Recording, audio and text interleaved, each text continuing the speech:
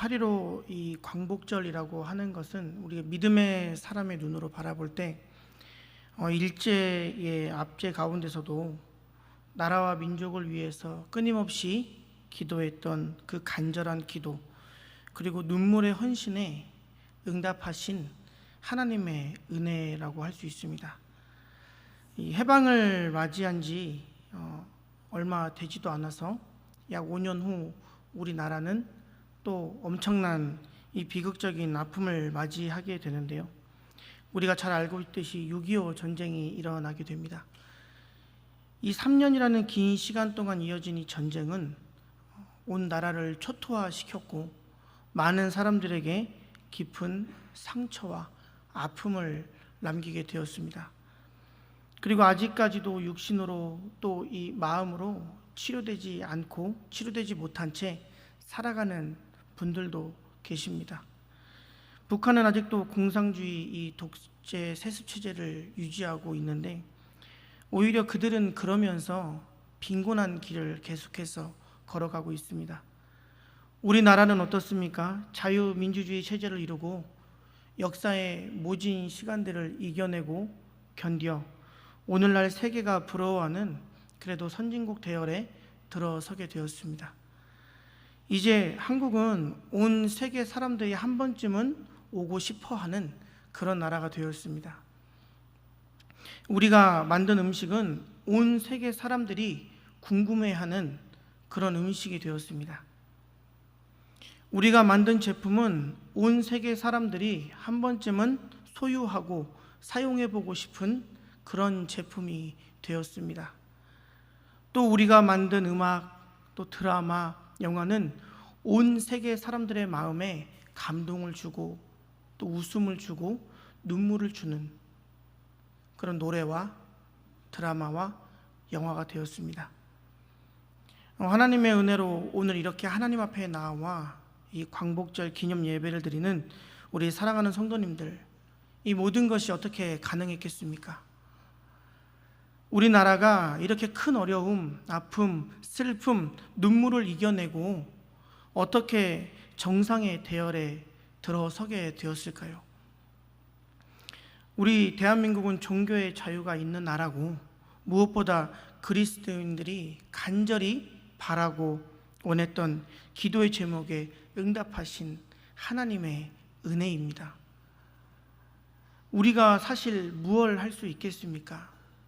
우리는 날마다 고백하지 않습니까? 주여, 우린 연약합니다. 주여, 우린 오늘 하루 또 실수합니다. 주님, 우리는 또 넘어집니다. 그런 연약한 존재인데 오늘 우리는 광복이라는 뜻깊은 하나님의 선물을 받은 민족, 나라가 되었습니다. 정말 우리나라는 하나님께로부터 이루 말할 수 없는 많은 복을 받은 나라입니다. 진실로 하나님의 큰 은혜를 입었다라는 의미입니다. 우리는 그동안 하나님께 많은 은혜를 입었고 하나님의 놀라운 사랑을 경험했습니다. 그런데 언제부터인가 우리나라는, 한국 교회는 정말 입에 담기 힘들 정도로 심각한 상황에 이르고 있습니다. 나라와 민족을 위하여서, 교회를 위하여서 기도하시는 분들은 서로 말하지 않아도, 기도의 제목들만 가만히 보아도 매일매일 두려운 마음, 근심된 마음으로 나라와 민족을 위해, 그리고 무너져가는 한국 교회를 위해 기도하고 있다는 것을 잘 아실 것입니다. 하나님께서 다윗의 충성된 믿음을 보셨습니다. 그리고 이스라엘에게 복을 주셔서 그 나라를 평온케 하시고 부욕케 하는 복을 주셨습니다. 심지어 아들 솔로몬을 통해 성전도 건축하고 하루하루 그들의 삶은 승승장구의 삶이었습니다. 그런데 그런 하나님의 복도 얼마 가지 못했습니다. 백성들은 하루가 멀다 하고 죄의 길을 걸었고 타락을 일삼았습니다. 하나님의 계속되는 부르심이 있었습니다. 돌아오라, 내 백성 이스라엘아, 돌아오라. 그 부르심에도 응답하지 않고 오히려 그 부르심을 외면한 채 그들은 남유다와 북이스라엘로 나뉘게 되었습니다. 결국 그들의 최후는 모두 망하게 되었습니다. 지금 우리나라는 많은 것들이 무너지고 있습니다. 인간의 가장 기본이 되는 도덕, 이 삶의 윤리가 무너지고 있습니다. 하루가 멀다 하고 뉴스를 보게 되면 그냥 길을 지나가다가 내 기분이 좋지 않다고, 내가 불안하다고 그냥 무차별적으로 아무 사람이나 때리고 심지어 목숨을 해하는 일이 여기저기서 일어나고 있습니다. 하나님께서 세우신 거룩한 가정들은 여러 가지 이유로 무너져 가고 있습니다. 국가가 잘 되기 위해서는 정치인들이 올바른 정치를 해야 되는데 그 정치인들에 대한 신뢰도는 이미도 바닥으로 내려가 있습니다. 나라 안에서도 당파로 나뉘어서 서로 싸우고 있습니다. 영국의 유명한 작가 스몰레트라는 사람은 진정한 애국심에는 당파가 없다고 이야기했습니다. 그럼에도 불구하고 우리는 오늘도 당파로 나뉘어서, 니파 네파로 나뉘어서 싸우고 있고 다투고 있습니다. 좋은 곳으로 이리가 많아야 좋은 나라로서의 복을 많이 받고 있는 것인데 어찌된 것인지 우리나라는 점점 더 좋지 않은 것들에 대한 이리를 해가고 있습니다. 그리고 정말로 가슴 아프고 애통한 무너짐이 있는데 그것이 무엇이냐? 바로 이 한국 교회의 무너짐입니다. 모이는 열심히 무너져 버렸습니다. 교회라는 그 이름만 들어도 내 가슴이 뛰고 교회에 내가 할 일은 없는지 돌아보던 그 헌신이, 봉사가 무너져 버리고 말았습니다. 성도 간의 사랑도 무너졌고요, 온 열방을 향한 구령심 또한 무너져 버렸습니다. 오늘 본문은 느헤미야가 3차 포로기환을 통해 백성을 인도하여서 자기 고국에 돌아와 그 사실을 주변 나라에 알렸을 때 산발락과 도비야가 이렇게 말을 한 겁니다. 이스라엘 자손을 흥왕하게 하려는 사람이 왔다. 이스라엘 자손을 다시금 흥왕하게 하려는 사람이 왔다. 오늘 말씀을 통해서 우리나라와 한국교회에 필요한 사람이 보이게 됩니다. 어떠한 사람이냐? 한번 저를 따라 고백해 보시겠습니까? 나라와 민족과 교회를 흥왕하게 할 사람, 그게 우리 모두가 되시기를 축복합니다. 이게 오늘 우리에게 주시는 하나님의 뜻이라는 겁니다. 흥왕하게 한다는 말은 원래 토브라는 원어로 쓰여져 있는데 이 토브는 무엇이냐? 참 좋다, 아 좋다, 정말 좋다라는 의미입니다. 근데 여기에는 물질적인 풍요함과 이 마음과 정신적인 안정도 함께 내재되어 있는 겁니다. 느헤미야는 고국에 돌아와 자기 백성들과 함께 그 무너진 성벽을 52일 만에 건축하는 이 놀라운 역사를 이뤄냈습니다.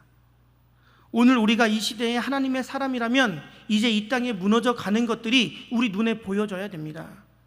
그래서 그 무너져 가는 것들을 우리가 다시금 세우는 일에 앞장서야 된다는 겁니다. 오늘 느헤미야 말씀은 그겁니다. 사랑하는 제주영락교회 성도님들, 여러분들이 무너져가는 이 시대에, 이 교회에 다시금 흥왕하게 하는 믿음의 사람들이 되어 주십시오입니다. 무너진 이 땅의 이 도덕, 이 윤리, 사회 질서를 세우는 일에 우리가 앞장서야 된다는 겁니다. 무너진 양심을 다시 세우고 서로 돕고 나누는 그런 섬김의 마음들이 다시금 회복돼야 된다는 겁니다. 그리고 우리나라를 위해서 우리는 날마다 눈물로 기도해야 된다는 겁니다. 여러분, 대한민국이라는 이 글자를 들으면 혹시 가슴이 뛰십니까? 저만 뛰는 거죠. 뭐 I am 코리안이지 뭐 그게 뭐 더 이상도 이하도 아니신 거죠. 대한민국이라는 말을 들었을 때 우리는 우리의 심장이 뛰고 있는 걸 느껴야 됩니다. 왜요? 그냥 내가 한국에서 태어났기 때문이 아니라 하나님이 허락하신 나라이기 때문에 그렇습니다. 표정들을 보니까 뭔 소리야 라고 하시는 것 같은데, 여러분 오늘 느헤미야를 통해서 한번 보십시오. 느헤미야는 그 술 맡은 관원의 자리에 있을 때에, 술 맡은 관원하면 굉장히 높은 자리입니다. 대통령 경호실장 되는 그런 자리인데, 그런 자리에서 소식 하나를 들었는데 이스라엘 백성들이 지금 고통 중에 있고 이스라엘 백성들이 그렇게 좋아하던 그 성벽이 무너졌다라는 겁니다. 근데 그것을 보면서 아무것도 하지 못하고 그냥 울고만 있는 자기 백성들의 소식을 들었습니다. 그때 느헤미야가 했던 게 무엇이냐? 안타까운 마음으로 눈물을 흘리는 일이었습니다. 여러분, 지금 우리나라가 돌아가는 이 정세를 보면 가슴이 아파야 됩니다. 눈물이 나야 됩니다. 답답해야 됩니다. 하나님 도와주시옵소서라는 말이 기도가 자동으로 나와야 될 때라는 겁니다. 그래서 우리는 이 나라를 사랑하는 마음들이 다시금 회복되시기를 축복합니다. 우리 옆 사람에게 이렇게 한번 축복해 봅시다. 대한민국은 당신의 나라입니다. 아멘이십니까? 그러니까 당신의 나라니까 당신만 지키십시오 하는 게 아니에요. 우리 모두의 나라지 않습니까? 느헤미야를 읽어보면 이 느헤미야는 이 나라 사랑에 대한 특심이 있는 사람이었습니다. 여러분, 느헤미야 1장 3절에서 4절 말씀을 보게 되면 그들이 내게 이르되 사로잡힘을 면하고 남아있는 자들이 그 지방 거기에서 큰 환난을 당하고 능욕을 받으며 예루살렘 성은 허물어지고 성문들은 불탔다 하는지라. 내가 이 말을 듣고 앉아서 울고 수일 동안 슬퍼하며 하늘의 하나님 앞에 금식하며 기도하여 라고 말씀하고 있습니다. 이 느헤미야는 왕의 허락을 받고 고국으로 돌아와서 자기 백성을 보호하고 지키기 위한 예루살렘 성벽을 공사하고 완성해 냈습니다. 그런 애국자였다라는 거죠. 느헤미야는 주저앉아서 울고 있지만은 않았습니다. 말만 하지 않았습니다. 그는 나라를 사랑하는 마음, 그 특심을 행동으로 보인 사람이었습니다. 여러분들, 우리나라를 생각하는 그 마음이 있다면 이제는 하루에 한 번은 우리나라를 위해서 꼭 간절히 기도하시기를 축복합니다. 이제 우리도 일어나서 우리나라의 회복을 위해서 우리가 헌신했으면 좋겠습니다. 어느 시대든지 나라든지 참된 헌신 없이 일어난 부흥의 역사는 없습니다. 그 참 좋은 예로 우리 예수님께서 한 분이 헌신하심으로 말미암아 온 인류가 구원이라는 하나님의 놀라운 구원 역사를 이루지 않았습니까? 내 한 사람의 헌신이 보잘것없다고 여겨지지만 하나님이 그 한 사람의 헌신을 들어 쓰시게 된다면 어떠한 놀라운 일이 우리 가운데 일어날지는 아무도 장담할 수가 없는 겁니다. 모세 한 사람의 헌신이 출애굽이라는 대역사의 서사시를 썼지 않습니까? 이제 우리도 일어나 우리나라와 한국 교회 회복을 위하여서 헌신할 때입니다. 그리고 더 이상은 내 생각, 내 뜻대로 행동하는 것이 아니고 오직 하나님의 도우심을 구하시길 원합니다. 느헤미야 2장 8절을 보게 되면 내 하나님의 선한 손이 나를 도왔다라고 말씀하고 있습니다. 하나님께서 느헤미야를 도우셨습니다. 이유는 하나님 마음에 합했기 때문입니다. 느헤미야는 순종했습니다. 하나님의 말씀을 따랐습니다. 그리고 무엇보다도 나라와 민족을 위한 특심이 있었습니다.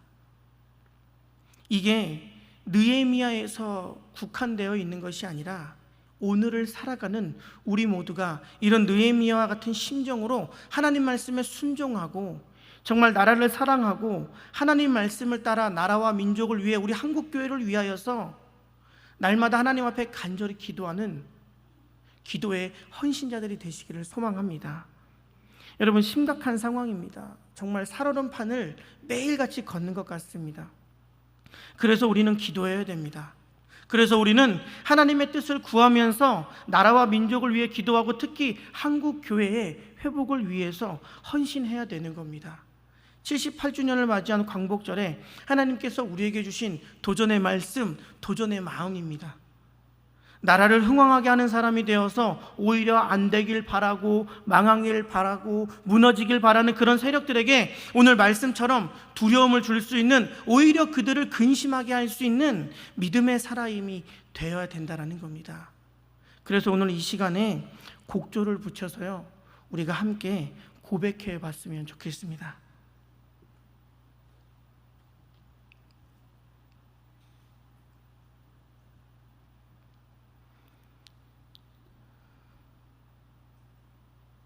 원래 이러면 음악이 딱 나와야 되는데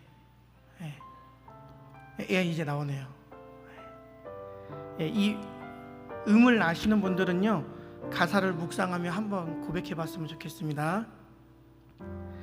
예배가 숨쉬는 나라, 주님이 주인 되시는 나라, 믿음의 기도가 쌓이는 나라, 최고의 찬양을 드리는 나라, 말씀이 살아 움직이는 나라, 성도의 사랑이 넘치는 나라, 섬김과 헌신이 기쁨이 되어 열매 맺는 아름다운 나라, 주님의 마음 닮아서 이웃을 사랑하는 나라, 주님의 영광을 위해서 빛 되신 주님 전하는 나라, 사랑의 불꽃이 활짝 피어나 주님과 사랑에 빠지는 나라, 주께서 사랑하는 우리나라가 이런 나라 되게 하소서. 우리가 그렇게 기도하면 진짜 하나님이 이 찬양의 가사처럼 응답해 주실 것입니다. 우리가 이 시간에 함께 말씀을 기억하면서 기도하기 원합니다.